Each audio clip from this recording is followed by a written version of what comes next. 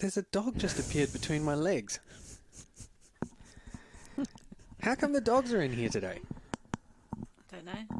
What do you mean you don't know? They're your dogs. Yeah, and I did all the things you told me to do. You What? didn't mention anything to do with the dogs. All the things I told you to do. What did I tell you to do? Make you a Milo. I didn't tell you Open to the make me door. a Milo. You said, did I want a drink? I said, yes, I'd like a Milo. Yeah, and what did I say? I said you had to come downstairs and carry it up. And what were you doing? Okay, and I would have... Wanking. No, I was not. I was messaging home. Everyone in New Zealand... It's been a big day of news. Anyway, so... Are you recording this? There's dogs everywhere. Hardly. There's 3 dogs and they're all on my side of the room. There's too many dogs. Yeah, see, scull your coffee, because every time you do that, we can hear it.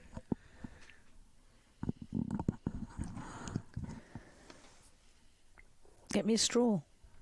You said Please. you were going to get your own straw. Yeah, well, I forgot. I forgot in the carrying up of my breakfast and your drink and my drink and my notebook. All while trying to hold on to the banisters because I've got a broken leg. I would have come down and got my Milo if you just said, come down and get your Milo. This is why murders happen. That's not how it goes. I can hear you fucking slurping and slopping away. I It's haven't drunk so anything. annoying. I have to turn that down again. Can't handle. God, there must be a filter or something for you. It's the caffeine that provides the filter.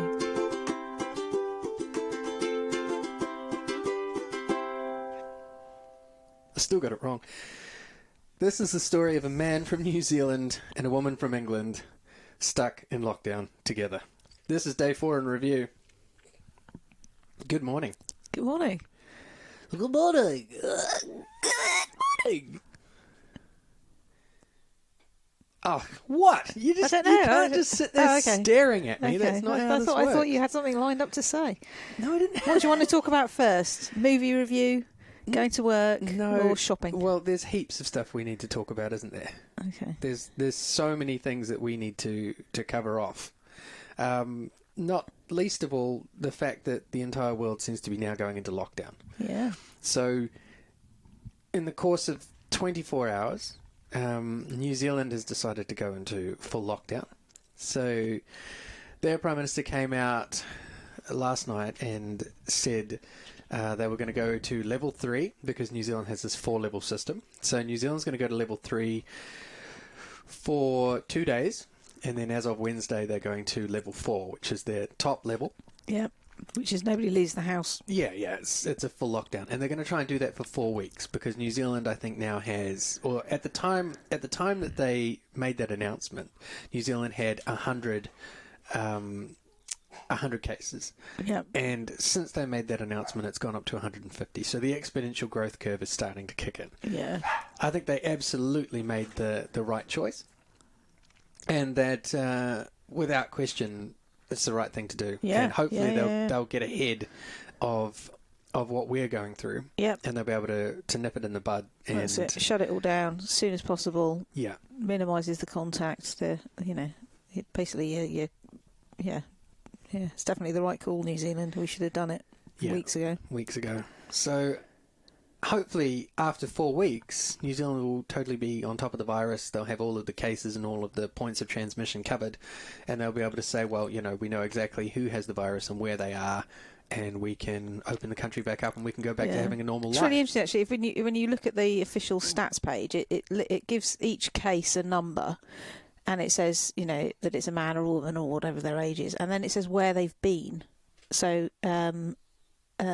if people have come in on a flight, it says where they've come from on the flight and what the flight number is, which is hugely helpful. I mean, all of that stuff's in there. I mean, it's difficult in terms of the balancing person's confidentiality with the public good, but in this case, the public good is more important, and the information's out there, and it's going to massively help tracking people down because they're going to self-identify. Well, this is the thing in New Zealand. I mean, Because they've done this at when the numbers of cases are relatively small compared to the rest of the world. Well, they've just got on with it, and well, they've done testing and they've done tracking. They've pretty much done everything right.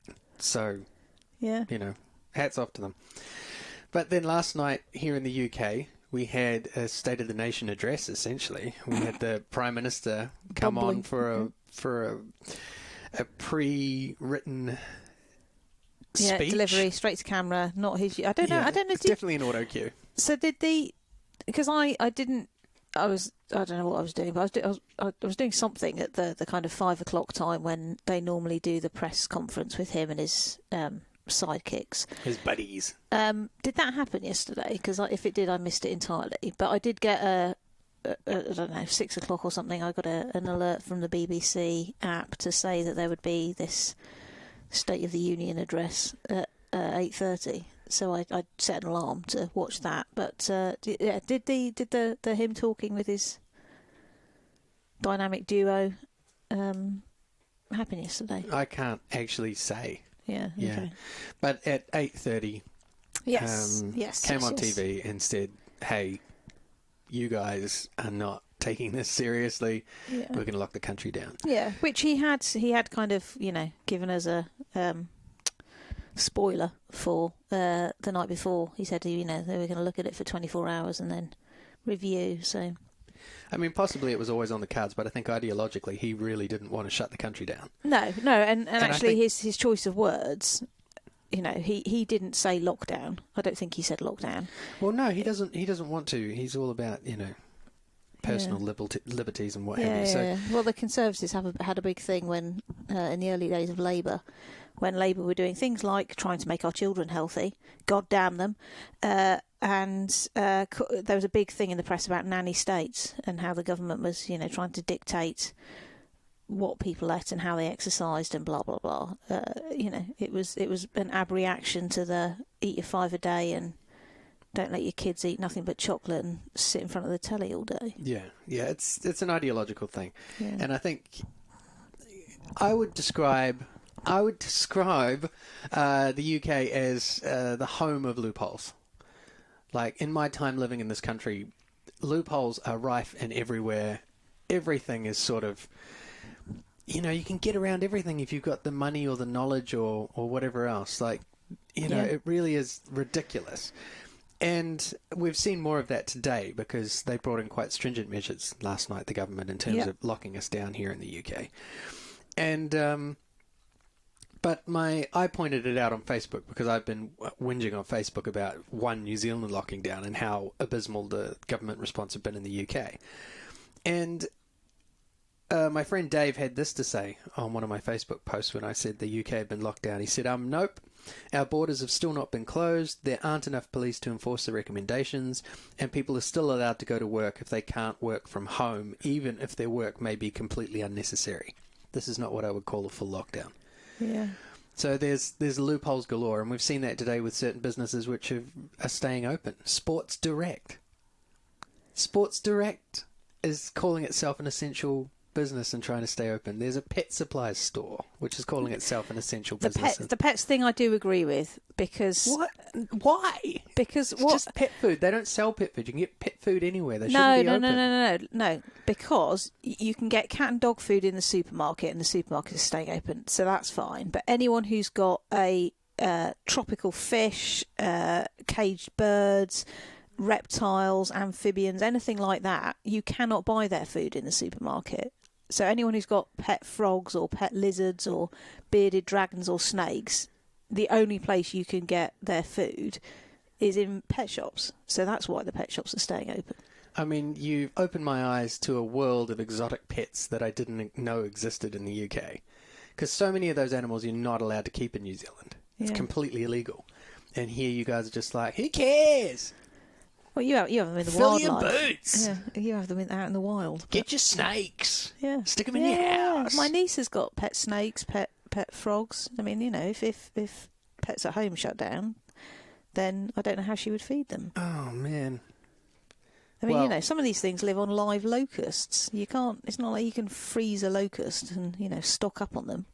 You don't really want to stock up on locusts in your stock cupboard where your own food is, do you? Well, some people eat crickets. Yeah, I suppose so. You can fry them up, except that they're alive when you begin, and chucking them in a pan might not work that well. Yeah, I hope they jump out again. Yeah, I imagine they probably would. So, okay, all right. The other I'll type... let you keep your pet supply store open. Yep, and hardware stores is the other one. What, you're defending the hardware stores? Hardware stores are on the list. So the list, according to The Sun, which seemed to be the only place that anyone could actually find a list, well done government, the list of shops that are allowed to stay open are supermarkets, pharmacies, newsagents, pet shops, hardware stores, banks and post offices. Okay. Do you want to know where we're having a bit of an issue in New Zealand currently? Everyone's missing you? Yeah, no, they are not. But last year, of course, New Zealand had a mass shooting. Yeah. It was the first mass shooting we've had in a long, long time. Oh, yeah. And it was horrific. It was. It was a terrorist event, and it upset the nation to an extraordinary degree. It also meant that we brought in new gun laws very, very quickly. And in New Zealand, we have a gun lobby, which is, I would say, largely centred around one gun shop.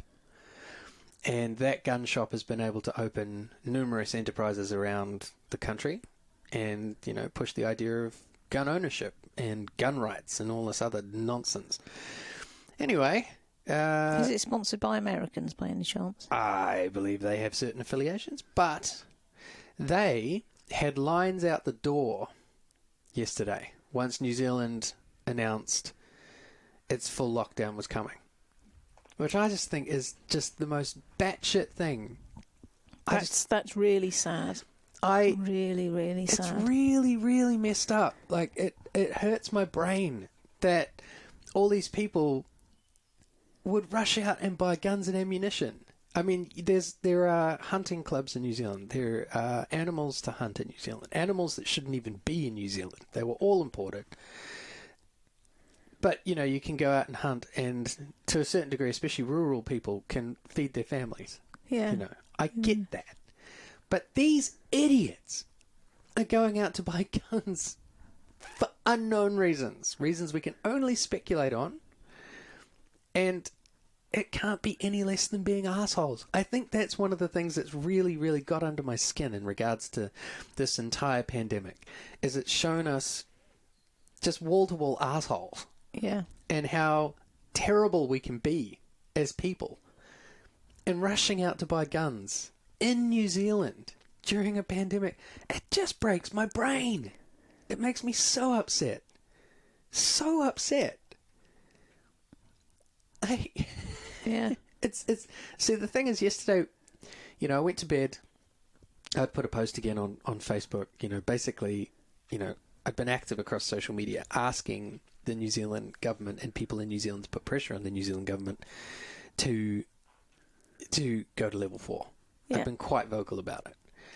And then I went to bed, and when I got up, I'd seen that they had this announcement, and they were going to level 4, and I was so happy.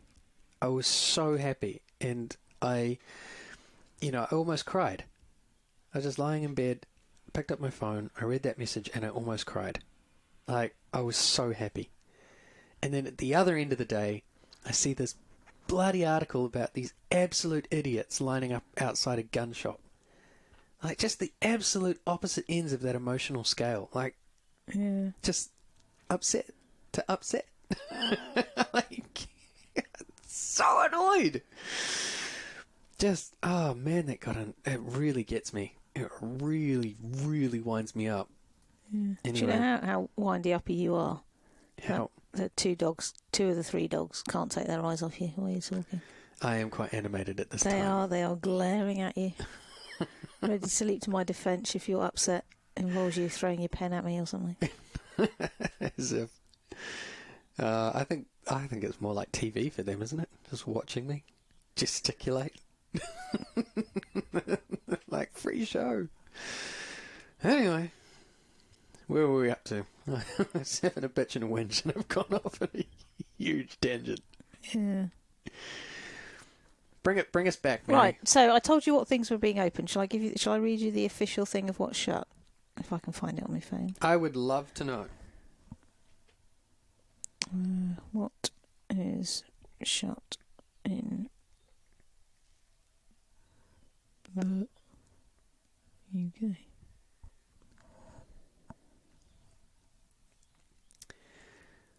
Do you want me to whistle while you do this? No, I'm just looking at this interesting range of stuff that comes up when you I keep telling you, you've got to make notes before we come and do this. look. This is my sideline. I have a proper job. Yeah.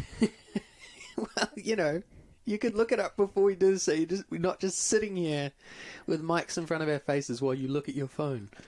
I can't find it. Greg's are closing. Oh, that's quite interesting. Yeah, That's I understand things. it's quite the institution in this country. Yeah. Well, I can talk about a couple of other things while you faff about. Dominic Raab will take over as Prime Minister if Bojo gets sick. So if Boris Johnson becomes unwell... I don't like the sound of that.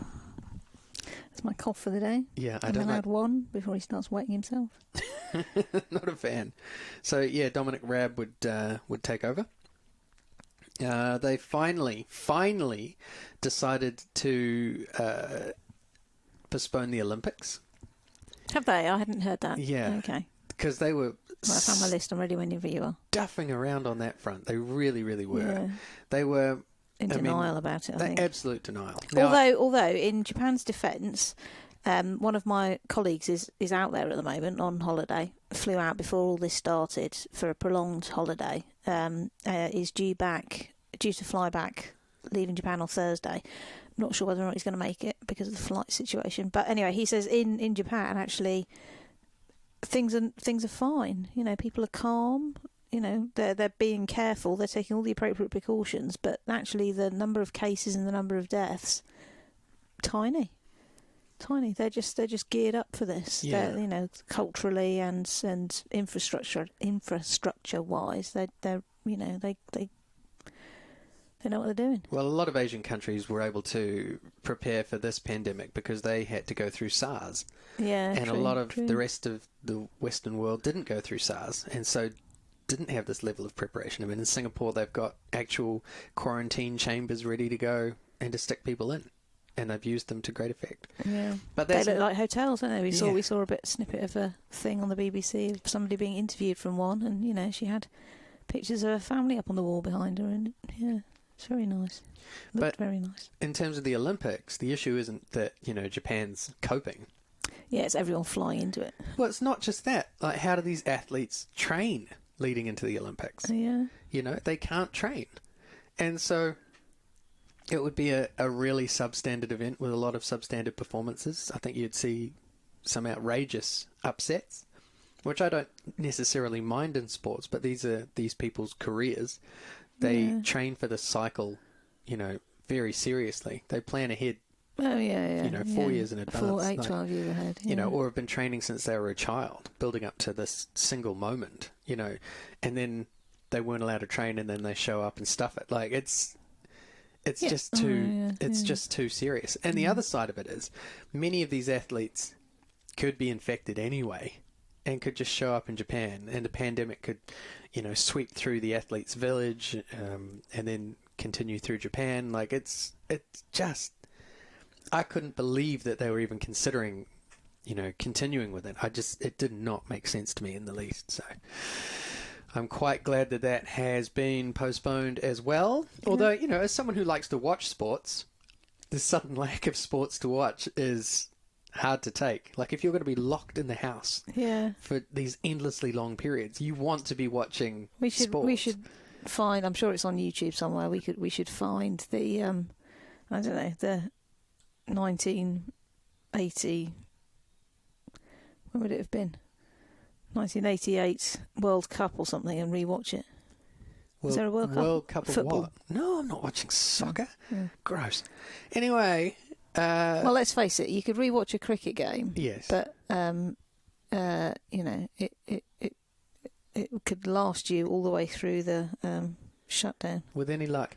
I noted that Sky Sports in New Zealand are actually taking requests. Yeah. So you can tweet them on the Twitters and ask them to see something.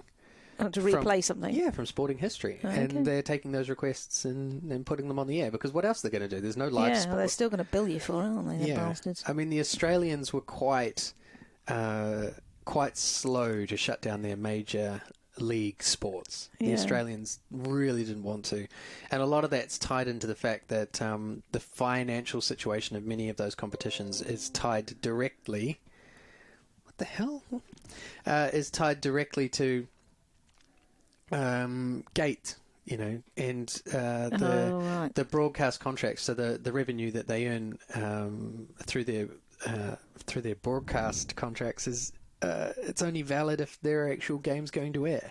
Yeah. So it means the income streams and the payments for the players and the staff and everything else just falls over if the competition stops. I mean, if people were careful, they could play cricket, couldn't they? I mean, behind in a closed stadium. Now, we've talked about this. The match could still go ahead. Cricketers spit on the ball. Yeah, and then they share that ball not. with each other.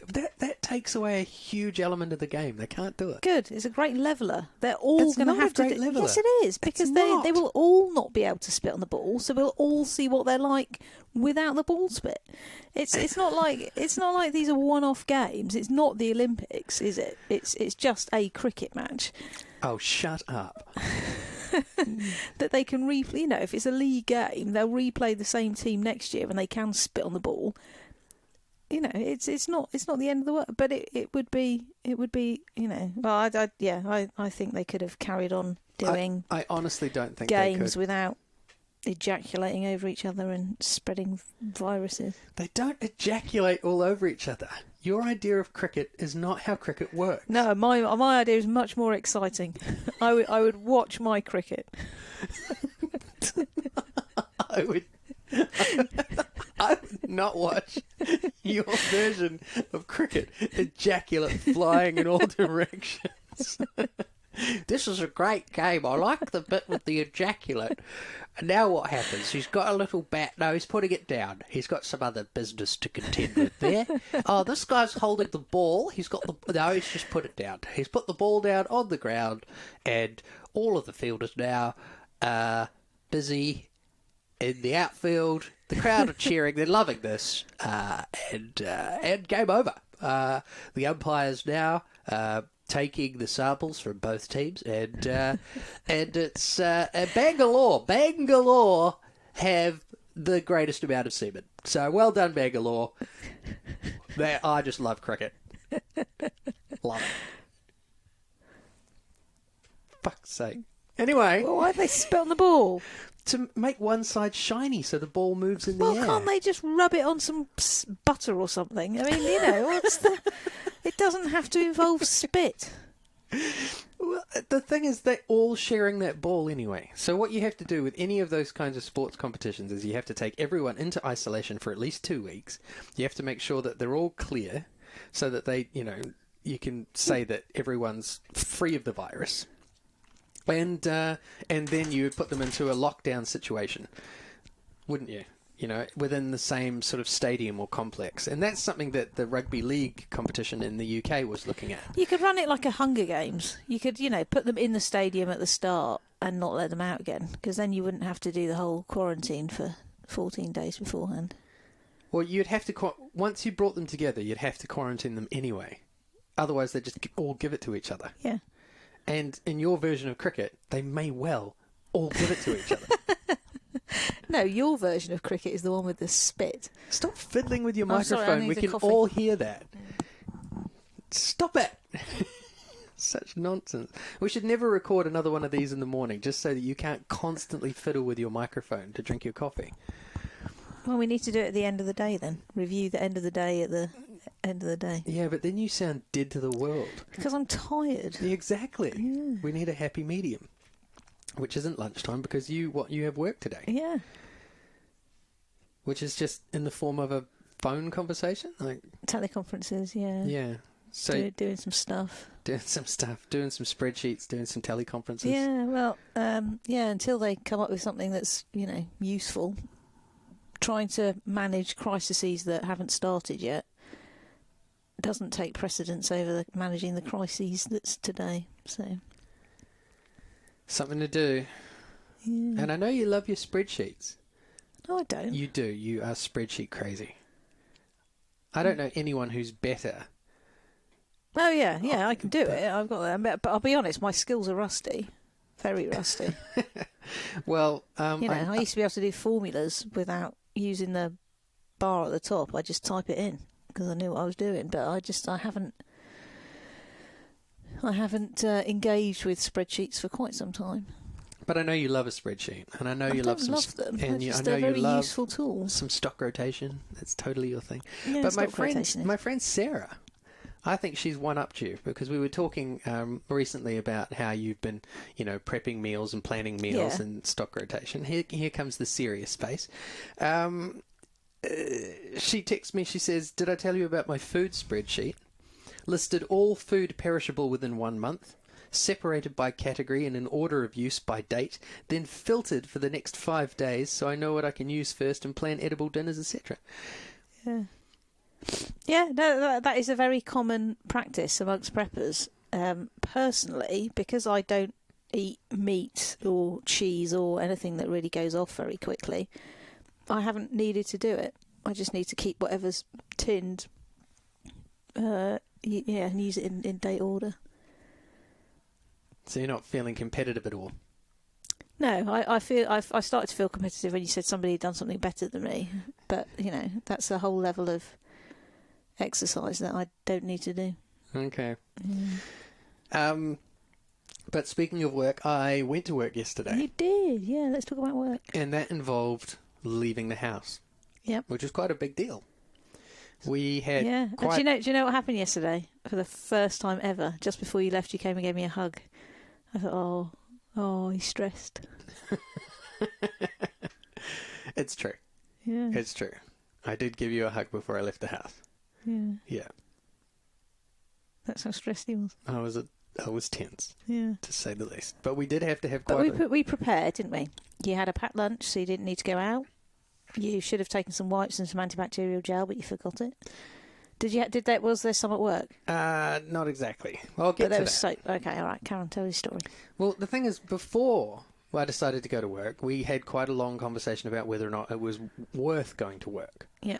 Because it was 1 day of work. Yeah. They had cancelled the 3 previous days. Yeah. And, I'd had to think long and hard about whether or not it was worth going in for a single day of work. Yeah. That said, the government isn't going to support me financially at this stage, as far as we know. No, apparently there is people are saying that an announcement is due about self-employed people. Well, this is another thing that factored into the decision-making process. There's a really big difference between me cancelling work and work cancelling work. Yeah. And so I do have some days booked coming up in the future. I've had a lot of cancellations. I've lost a huge sum of income. But, my next booked day with this particular employer is the 4th of April. Yeah. And what the hell's going on outside? Oh, it's a massive UPS van. Well, something's going on. I'm sure it's not for us.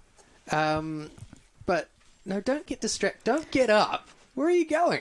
I want to see where he's going. I'm telling my heartfelt tale of woe around work. Yeah, I'm still listening. You aren't. I am listening. I'm a girl. I can do 2 jobs at once. You've specifically stated on this podcast on a previous episode that no, you can't. So don't try and pull that. I'm a girl. I can hold multiple things as facts at the same time that contradict each other. So, in the decision-making process about whether or not I go to work, I have to factor in my employment relations. Yeah. I have to maintain. Cancelling 1 day might mean that they pull the plug on others. Yes, absolutely, 100% correct. Yeah. And this is your major employer, isn't it? I mean, it's the person you do most shifts for. Well, I have 3 employers, but yeah, I suppose they are. Yeah. And I have to maintain that relationship with them so that I continue to be asked back. Yeah. And so I had to factor that in. I also needed to factor in what the government might do. So, the government could come back and say, we're going to support you for, based on your average earnings over the last 3 years, and we're going to do what we did with the full-timers, and we're going to, allow you to have 80% of your income up to a cap of, the cap for the full-timers is £2,500. So they might do that. Or they might say, well, we'll help you, we'll honour you with whatever shifts you still have booked. So if I cancelled that shift and then work cancelled those other shifts for me, that might be that. I might lose all of that potential employment. Or they might say, we'll pay you at 50%. Well, 50% is still something.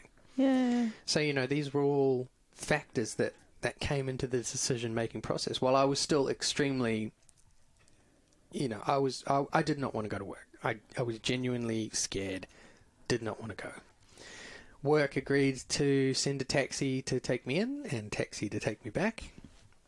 My taxi driver in the morning was, I don't know what his problem was, but he wouldn't talk to me at all. Not a word. It was, and he didn't say, I'm not going to talk to you. It's just not happening. So that was interesting because, we were in the taxi for at least 45 minutes. Then the driver I had on the way home after my shift, he was telling me every way to prep. Yeah. He was very vocal and had some very strong opinions. And some of those opinions were racist. Not to lump all taxi drivers into the same. One taxi driver was expressing. But you do hear some racist comments in taxis sometimes. You really do. So that was interesting. But he clearly had his levels of concern. And see, this is why dogs shouldn't be allowed in here. You're fussing with the dog. I'm playing pillow forts with one of them. Yeah, don't do that. Task at hand. Stop playing with the dog. I'm listening to you. Yeah, I'm responding when you talk to me. You're talking to the listeners. You're not talking to me. No, I'm talking to you. And if anyone's listening, thanks, I guess. You're probably ruining their day. No, I'll take a picture of the dog that's making a pillow fort. And then what? Put it on Twitter. Yeah. Okay. Have you seen? I've put. What did you call them? Cunty, arsehole, and fuckwit. I can't remember what name we've given this one, but I mean it's it's pretty much how I feel about them. Okay, so in the end, decided to go to work, went into work. It was a 12-hour shift. When I got into work, I spent almost an hour cleaning my workspace. Because it looked dirty or because you were just being careful? I'll be honest, it wasn't in a great state when I got in there. I was pretty annoyed. Whoever had been in there before? Yeah. Well, I know who that is now, but I was pretty annoyed. So I spent quite a long time getting the antibacterial spray out and doing all the surfaces and cleaning keyboards and mice and doors and door handles and desks and pretty much anything that I could potentially touch. Got a wipe down and then settled in for a 12-hour shift. Relatively quiet. There weren't too many people in the office, so that was a good thing. Because there's normally 3 or 4 people that do the job that you do or do the function that you do. And was it just you that was in yesterday? No, there were 3 of us. Okay. But it was interesting. So usual numbers coming in. Okay. That's interesting. Yeah, but not necessarily in the rest of the office. Oh, okay. For our department, yeah. So that was interesting because there were a lot less people in the office, and the people who I would normally interact with over the course of a day, I think generally were keeping their distance. There weren't too many people who came and sat down with me, so that was good. Yeah. Work was also pretty steady across the day. I was actually, pretty surprised that we were probably as busy as we were, but that's how it was. And got a bit busier after Boris Johnson made his announcement in the evening. Yeah. Because I was there from 10:30 in the morning to 10:30 in the evening. And then another 45 minutes to an hour getting home in the taxi. So I was pretty pretty zonked when I got home. Yeah, it was a long day. Couldn't go out for food either at work. Was not an option. So very glad that, was able to take some food in the form of a sandwich. Also took in some soup. So the bread we made yesterday, I had that as the sandwich, and then I had that with the soup that I had at work. Okay. Which soup did you take? There was a chicken soup there. Oh, the one at the fridge Yeah. that you brought. Okay, Yeah. Gotcha. And so, that got me through. And yeah, I got home. And then when I got home, I walked through the airlock. And there was a washing basket waiting for me just inside the door. Yeah. And a note pinned to the doggy door. Yeah. With a list of instructions. What were they? The first one was stop. Yeah. Like, don't go through the doggy door, and because you come through my front door, and then there's a little bit of space with the downstairs toilet off it, and then there's a second door to get into the rest of the house, which is what we call the doggy door, because it's a stair gate, basically. It's open, and pinned to the stair gate to prevent him going any further was a note that said stop. I think the second instruction was to wipe down your bag, because obviously that can't be washed.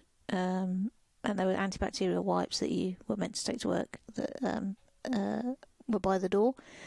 The third instruction, I think, was to strip all your clothes that have come into contact with anyone or any surfaces in the washing basket, and then to wash your hands before you go any further, and then shower.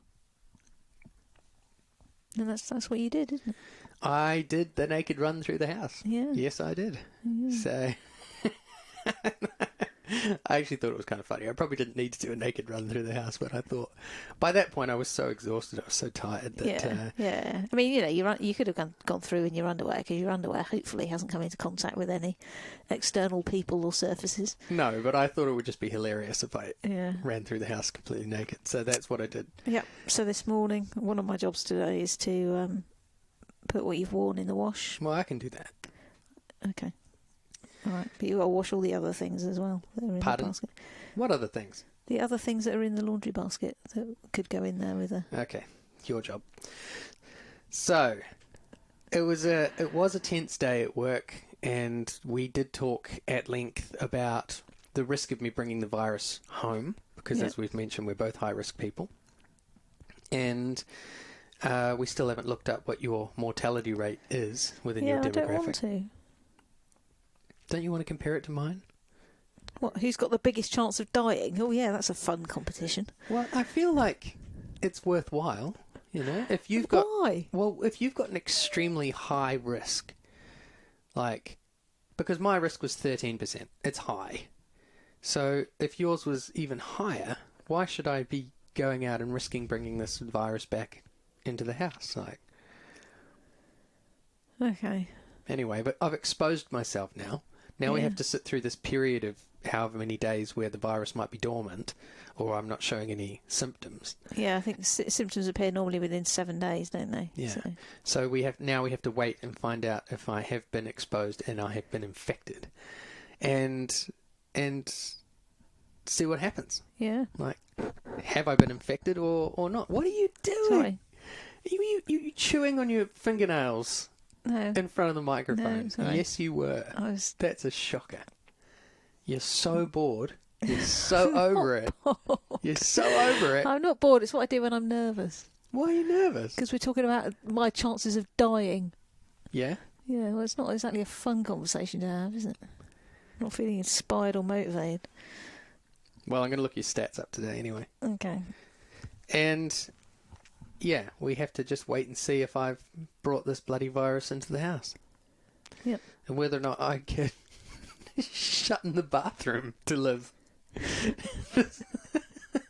Shut you in the downstairs loo. Yeah, you live in the bath now. No, not in the bath. Downstairs loo. I want to be able to Oh, shower. the downstairs loo. Yeah. Yeah, the downstairs loo doesn't have much about it. No. For one, it's a refrigerator. It's so cold. And, yeah, there's no room in You'd there. soon warm it up, though. Warm it up with what? Body heat. My death. My composting body. Body heat, a couple of toots. be all right. Biomass. All you need is a candle in there, I reckon. It's a pretty small space. Yeah, but honestly, small, very cold. if people are struggling to heat a room, if you've got a terracotta flower pot and one of those little pot things that it stands in. To put three tea lights on the standy bit, turn the terracotta pot upside down and put it on top. It'll warm up. Won't the candles go out because they suck out all the oxygen? No. Because there's a hole in the top of the terracotta pot. All right. Could be worth testing. Yeah, it's a prepper tip I've heard. I haven't tried it, I have to say. I haven't tried it, so do be careful, people. Huge assumption about people just happening to have tea lights, though. Yeah, most people do, though, don't they? No, people like you have tea lights. Most people do not have tea lights. You have tea lights. I have tea lights. I have several hundred tea lights. Exactly. You can buy them in Wilko's for a bag of 100. That's why I know I've got that. And then I bought some in IKEA that was scented. Trying to be ecological, not buying the ones in the glass jars from IKEA. I thought I'd buy tea lights instead. How are you being ecological buying tea lights you don't need? Because I'm not buying glass things that I don't need. Yeah, but you don't need them. You could buy nothing. No, because I want the tea lights. The most... Yeah, but what for? To just make the room smell nice. I've never seen you use any of these. Shut You up. just have a massive stash of tea lights somewhere. No, the candles were on yesterday. Most evenings I put it on. No evidence. There's no evidence that you've done this ever. Now, Apart from the half-burnt candle that's sitting on the mantelpiece. I know what's going to happen now. I'm gonna walk into the lounge later, and there's going to be 50 tea lights burning. No, And you're going to have the lights. The lights will be off, and the tea lights will be on. You'll be like, "I'm saving the environment." You're not. This is absolutely ridiculous. You've created an elven cove, like some special cave for elves to live in, with your tea lights everywhere. I think you'd fit in. Yeah. Anyway, one of the things I really noticed when I was on my way into work yesterday. Now, this is one of the things that I found quite alarming, actually, when I was on my way in. That was how busy the city still was. Yeah. There were people everywhere. There was traffic everywhere. It wasn't like there was no cars on the road and our taxi nipped into the city.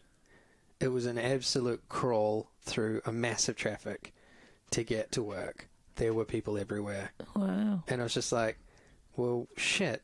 You know, this isn't self-isolation by any stretch of the imagination. So it didn't come as a huge shock when later that evening the Prime Minister went on television and said, look, you have to stay home.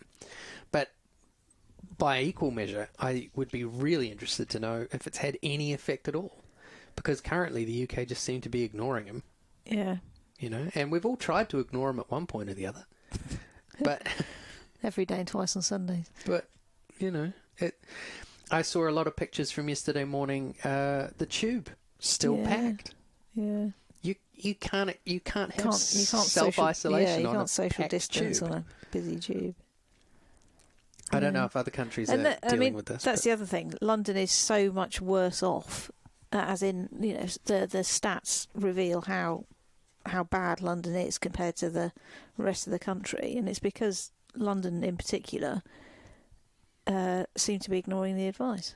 So the statistics from the 23rd, what's the date today? 24th. Yeah, so yesterday morning statistics, there were 6,650 positive test results. Yeah, but you've got to remember that they're also not testing a lot of people. Oh, yeah. But of the 6,650 positive tests, there were 6,650 positive tests. Yeah.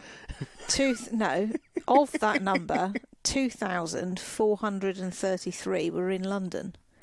So of all of the positive tests, over a third of them are in London, which doesn't have a third of the population.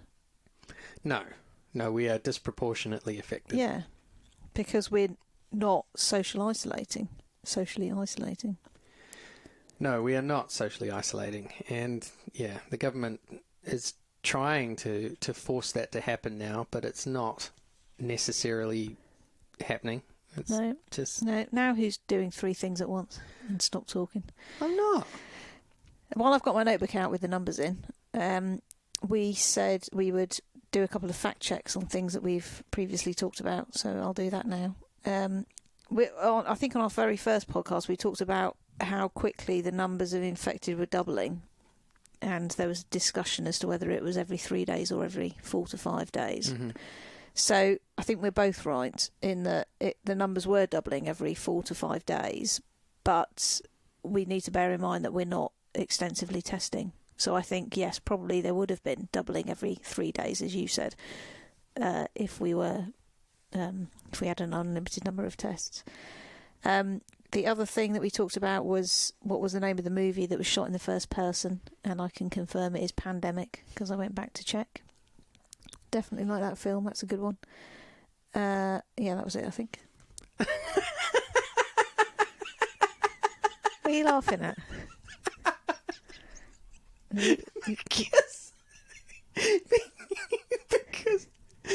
because we had about at least 12 to 15 things that we needed to fact check. Like all kinds of serious things we could have got badly wrong. Yeah. You chose 2 things, and one of them was, what was the name of that movie? Well, it was easy to do. Priorities. Yeah, some of us are working. Oh, man. Stop fiddling with that. Leave it alone. Well, if you put your penis away, I will. No. Leave your bloody mic alone. Leave it alone. I want one of those mics like they have in the radio that I can swing down and swing away, so I can drink and eat and stuff. Stop fiddling with your microphone. You won't just upset me. You'll upset our listener. 5 listeners. Well, yeah, the internet says we have 5 listeners. Yeah. So if you are taking the time to join us, I suppose, hello. And have a look at the pictures on Twitter. Because I posted pictures of cunty, fuckwit and arsehole. The ice cream. I also posted, that was the other thing that we talked about, the array of ice cream that's available in New Zealand. Yeah. So the picture that you took. Are you just posting these pictures without any explanation, or? I think for the ice cream one, I said at some point in some podcast we mentioned ice cream. Here's a picture. So people still have no idea what's going on. And I think also for the dogs, I said which dog was which. Okay. And said that they were also referred to in some podcast. Right. Some podcast somewhere. Yeah. Who knows? What was the Twitter address? Hang on, I have to look. Oh my God. We are SIHWY, which stands for Stuck In Here With You. Yeah. We, the antagonism this morning has definitely gone up another notch. So it's only, I mean, what people are really listening to is the breakdown of our friendship. No, we're still laughing. But for how long? For how long? Yeah, I don't know. Leave your mic alone. Well, I'm not touching my mic. Bloody hell, you're fiddling and fussing about. Is it the coffee? Is that what's done it? You're all zapped up on caffeine now and you can't stop. I'm conscious of the time and I need to get to work. Get to work. Get downstairs. Plug my laptop in. Yeah. Well, there's plenty of time. Don't worry about that. So, what did you watch on television yesterday? So I watched very, very little television yesterday because I was working. But yesterday evening, I had the radio on. Radio 4 was on pretty much all day in the background, apart from when I had phone calls. But there's not really much to review on that front, I don't think. I don't think anything stood out on the radio for me.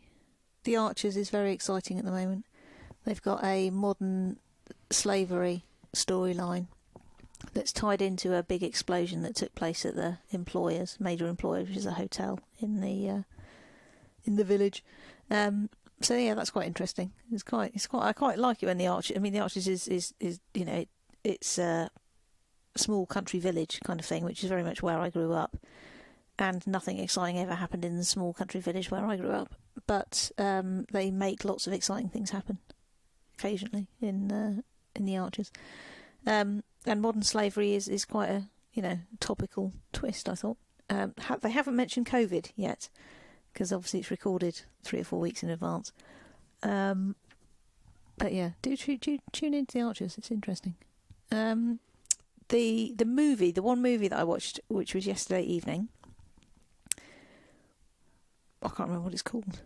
Fuck. Really need a jingle for your movie reviews, don't you? All I need to do is write down the name of the movie. Something to buy. I keep telling you to write things down. You're like, no, I won't be writing things down. Well, you know, when you have to hold on to the banisters to go up and down the stairs, carrying around a notebook is... you carry your coffee. You carry your coffee pretty well. Luxury. Don't you? Yeah, I do. Stop biting your nails. God, what was it called? It was a British movie. Oh, it's going to really bug me now. Yeah, well, it's going to bug everyone because we all have to listen to you. All right, you talk about something thinking. you want to talk about while I find this.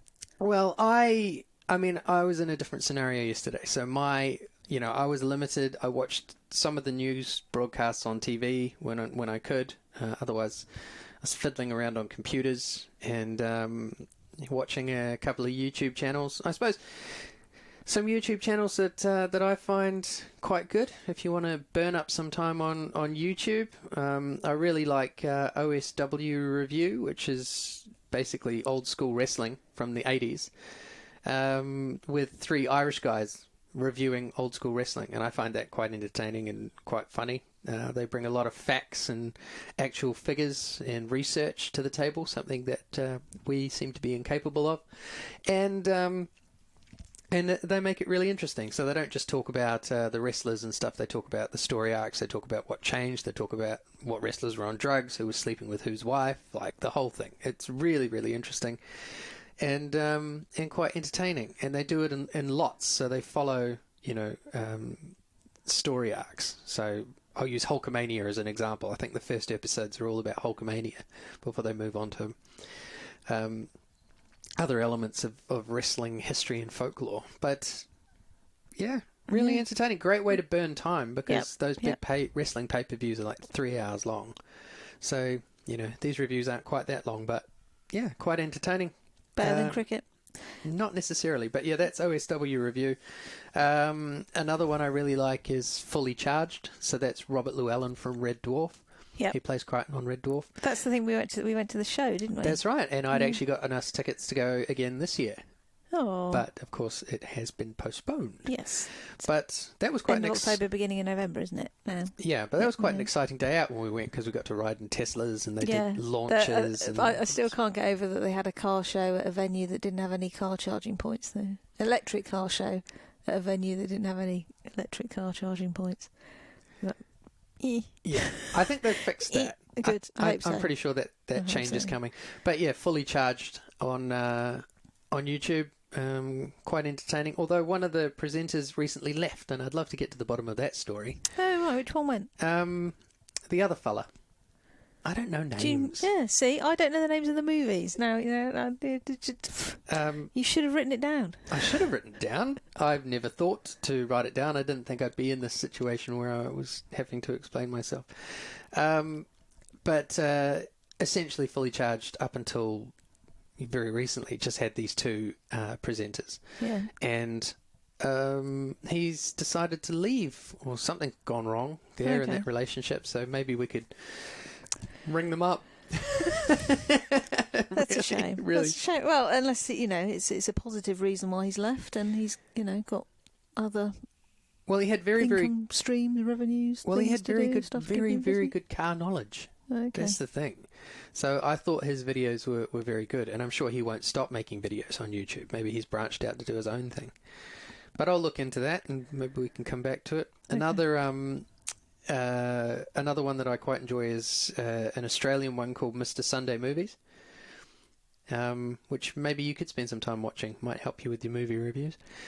It's but that has a focus on the cinematography was lovely. Well, I think it's. I don't even know what that means. It's reasonably entertaining, and the videos are reasonably short. They're quite well edited as a sort of video podcast format.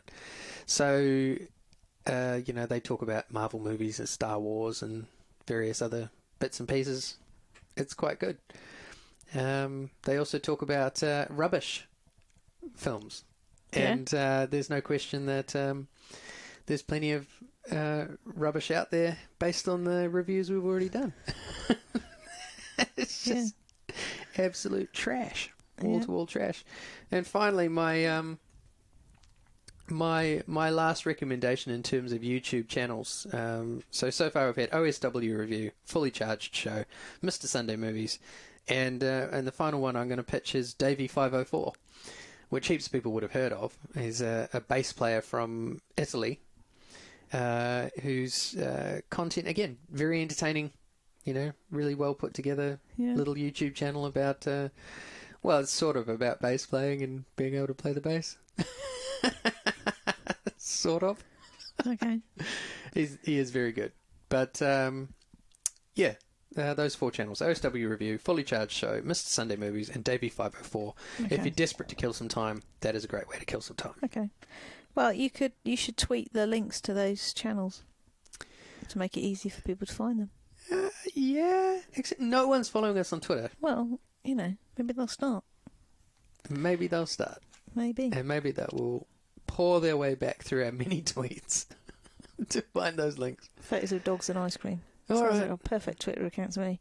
Right, the name of the movie that I couldn't remember is Survivors. It's available on Amazon Prime. Survivors, Infection is Coming. The director's cut. It wasn't the best movie. It wasn't the best. It's only got an IMDb score of 4.5. And what I usually say is that if I'm looking for a movie to watch, if it's got a score of over 6 for any kind of movie, I'll probably watch it.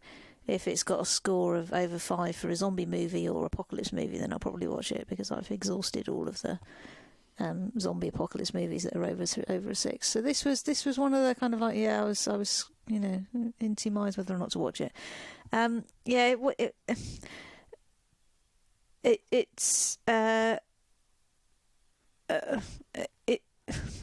It's a low budget movie. I think I would describe it as. There aren't many special effects.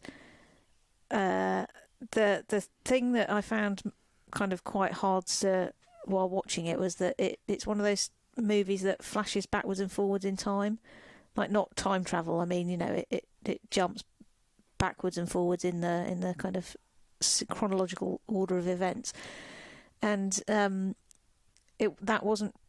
didn't really help the story. Because there wasn't any kind of, it started off at the beginning. It was just, this is a day in the life of these people, and then suddenly it in effect jumped forwards in time to one of them being on their own and being involved in a car crash, and then it jumped back, and there was no kind of. While I was watching it, I thought, what happened? Because these people were in the car together driving along, and then suddenly she's in the car on her own. Obviously having been in an accident, and I was like, well, what, and then it jumped back, and I thought, oh, it's one of those time hop things. Didn't really work for me. All right, what's the rating out of 10? What did I give the host? 3. It's kind of You lashed the host. Yeah. I don't think the host is a good movie, and you just absolutely lashed it. Yeah, that's kind of I'd say it's on a par with that. It's if you've run out of other things to watch it, but it doesn't really kind of tell you anything at all. I'm going to sneeze. Exciting. I'm not enjoying this morning. You've been coughing, sneezing. I've coughed once. I've sneezed once. You sniffed before, big snotty sniff, right in the microphone. Yeah. I'm not enjoying it. I'm starting to worry about the direction that this is all heading. Well, you're 2 meters away from me. If it's heading in any direction, it's you that's brought it into the house. So don't be looking at me with your squiffy eyes. With my judgment face. Well, I don't know what you got up to while I was, at work yesterday. I was there for, I was out of the house for 14, 15 hours. I didn't leave the house. I do have letters. You might have been gallivanting around the neighbourhood, licking all the letterboxes. I could have done. I I do have. I have a collection of seeds, vegetable seeds, downstairs because I subscribe to a kitchen garden magazine that often sends free bags of seeds with it each month. So I've amassed quite a collection of seeds that I'm not going to use. So I posted on Facebook. Did any of my friends that are also interested in growing things want any of my seeds that were spare?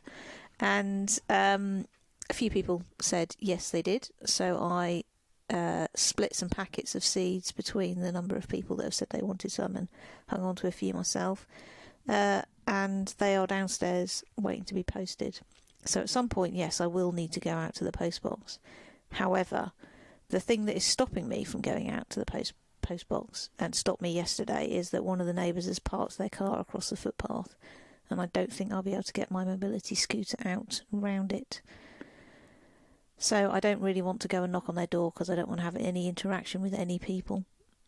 But equally, as we're now in lockdown, I can't see their car moving, so I might have to go and post something through their door, ask them to move it over 6 inches so I can get the mobility scooter out.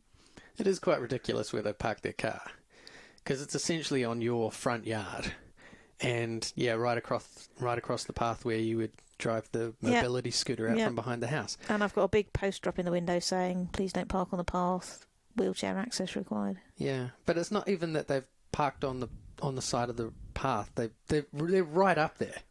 Yeah.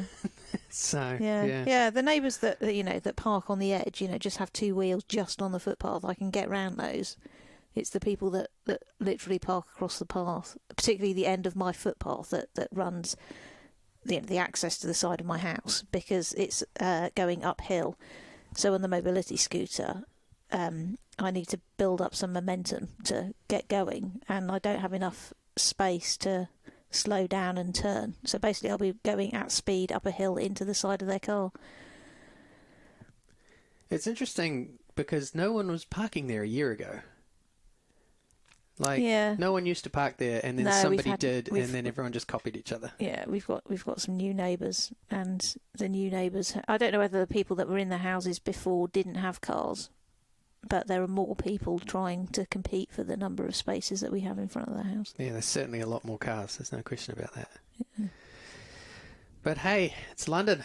There's only a limited amount of space, and only a limited... Well, I mean, we're all struggling with the limited amount of space. Now that New Zealand's gone into lockdown, I have heard back from my sister, who does live on a farm. Yeah. And she has 3 kids, and they've just got acres of space. They've got so much space. It's just, I'm so envious because You're rubbing on something. The kids are just going to be able to, run around and basically be kids, as much as they like, and it's not going to be a problem for them. And then you think about people here and children here, just in lockdown. Stuck in blocks of flats or whatever. Yeah, with just a balcony. It's or not a even very a small, confined space. So, a different issue across different countries, but the same inherent problem. That we are now all well, that reminds me, I didn't go through what we can do in the lockdown. So you are allowed out once a day according to the rules, but not to interact with anyone. You can go out for a walk once a day, a walk or a run or a jog or a bicycle ride, but you have to do it on your own or only with members of your household, so you can't arrange to meet up with a group of friends or anything like that, because all gatherings of more than 2 people in public are forbidden. That includes a ban on all social events, including weddings and baptisms. Funerals, interestingly, are allowed to go ahead, but only attended by immediate family. So I was due to go to a funeral on the 6th of April, and it's been, a memorial service, and it has been postponed. You put your finger up. Does that mean you want to fart? You've got a question? No. When did I do that? You went... I think I might have just been stretching my arm. Oh, okay. Okay. All non-essential shops are going to close. Communal play and exercise areas inside parks will be shut down, but not the parks themselves. So, the kids' play equipment is going to be shut. The outdoor gym equipment that is amazing, absolutely amazing, fantastic intervention by Public Health England and local authorities to get free-to-use exercise equipment installed in parks, but unfortunately it's going to be out of use for a while. And places of worship, such as churches and mosques, have to close, apart from where they're doing the funerals. It is interesting to see some of these churches around the world who are insisting that they continue to gather. Many times, well over 1,000 people, and that, the leaders of these congregations are claiming that if anybody gets the virus, that they'll pray it away, or, that the bishop or whoever will save them. Yeah. So the church that I went to for Christmas in Tunbridge Wells, when I lived in Tunbridge Wells, they're doing online services every day. So they do a daily mass. Yeah, there's heaps and heaps of that going on. Yeah. There's no need to physically be there. No, but obviously some congregations, or the leaders of some congregations have decided that they're going to bring all these people together, and it is extremely dangerous. Yeah, unnecessary. When you can observe the rites and everything at home, can't you? It's sad. Is that the end of your list? Yeah, I think that was it. Okay. That was the end of the list that was published by The Sun. My source of all information on the latest lockdown thing is The Sun, because they have published stuff pretty quickly, so it's there in my saved items. It's quite an exhaustive list. Well, things you're not allowed to do. I'll tell you what. You get a proper list together, bring it back here tomorrow. I will bring a proper list for New Zealand and bring it back here tomorrow. And What do you mean a proper list? That is not a full exhaustive list of all of the limits and restrictions. That's just ridiculous. No, it is. No, it isn't. And so we will each get our own lists. So you can get the UK one, I will get the New Zealand one, and we'll come back here and... When they put it up on the BBC, there were like 4 bullet points. And we will go through the actual restrictions tomorrow. Okay. We'll cover all of that off. Okay, that's us for today. If you've been listening, thanks. And we hope we didn't ruin your day.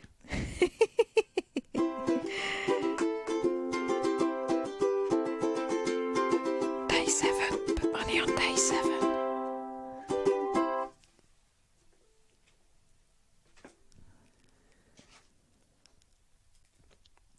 In international news, the thing that I found really sad was the army have been called in to help deal with managed care homes and centres for the elderly. And the army went into one and found that the staff had abandoned the residents. And that's partly why the death toll in Spain jumped so much yesterday. They'd gone into a care home and just found the residents dead in their beds. That's horrible. It's awful, isn't it? Probably don't want to put that in the broadcast, though. Well, why are you telling me this now? Because it just flashed up on my phone and it reminded me. I was searching for the COVID list and it came up on the BBC website. Well, that's a downer. Yeah. Sad, isn't it? In more positive news here, let's spin it. The UK. Why are you still talking? What, do you want to go downstairs or what now? Oh, you recording? Aren't we done? Like I played the outro music and. I know, but I just thought of something else to talk about. Yeah, aren't you having to rush off for that's work? True. That's true. All right, we'll save it for tomorrow.